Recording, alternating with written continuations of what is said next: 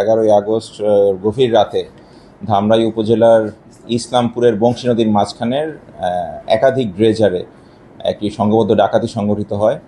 দেশীয় অস্ত্রশস্ত্র নিয়ে বেশ কয়েকজন ডাকাত এসে ওখান থেকে অনেক কিছু নিয়ে যায়। তার মধ্যে ব্যাটারি থেকে শুরু করে কিছু ওখানকার মেশিনারিজ এবং আরও কিছু নগদ অর্থ নিয়ে যায়।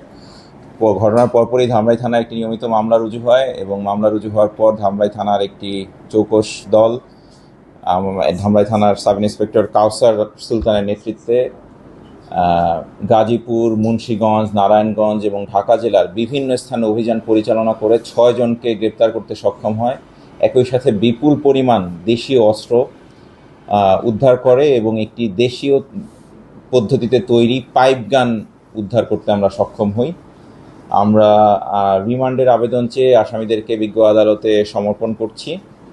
আর এখানে একটি উল্লেখযোগ্য দিক হচ্ছে যে আমরা ঘটনাটি ঘটার খুব দ্রুততম সময়ের মধ্যেই আমরা সংঘবদ্ধ দলের মূল যারা হোতা ছিল তাদের সবাইকে অ্যারেস্ট করতে সক্ষম হই এবং আমরা দেশীয় একটি আগ্নেয়াস্ত্র দেশীয় পদ্ধতিতে তৈরি সেটিও উদ্ধার করতে সক্ষম হই এবং এই গ্রুপটা এখানে নতুন করে কাজ করতে শুরু করছিল। ফলে আমরা যেহেতু আমাদের এখানে অ্যাপারেন্টলি প্রথম ইনসিডেন্টেই আমরা অ্যারেস্ট করতে সক্ষম হয়েছি, আমরা আশা করছি এটা ভবিষ্যতে আমাদের এটা আরও অনেকগুলো সম্ভাব্য ডাকাতির ঘটনা আমরা এর মাধ্যমে আসলে প্রতিহত করতে পারলাম।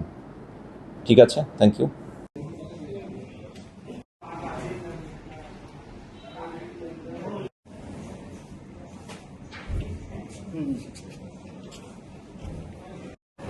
ফেসবুকে করে ফেলছে না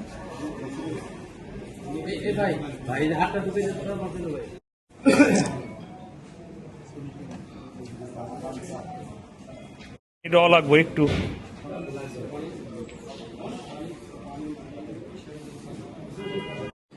ঢুকেন না।